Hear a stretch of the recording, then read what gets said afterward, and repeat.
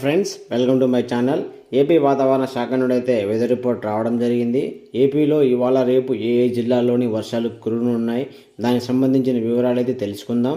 వీడియోని అయితే స్కిప్ చేయకుండా చివరి వరకు చూడండి. వీడియో ఇన్ఫర్మేషన్ నచ్చినట్లయితే ఈ ఛానల్ని సబ్స్క్రైబ్ చేసుకొని లైక్ చేసి మీ ఫ్రెండ్స్ అండ్ ఫ్యామిలీ మెంబర్స్కి షేర్ చేసి నాకు సపోర్ట్ చేయండి.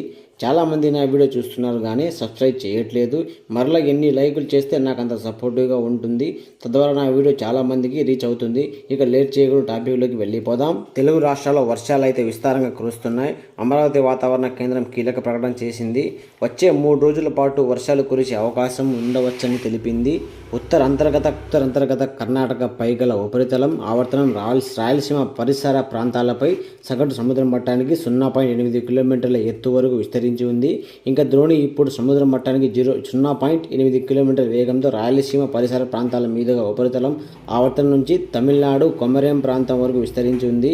దీని ప్రభావంతో మోస్తరు నుంచి భారీ వర్షాలు కురిసే అవకాశం ఉన్నట్లు అమరావతి వాతావరణ శాఖ అయితే తెలిపింది.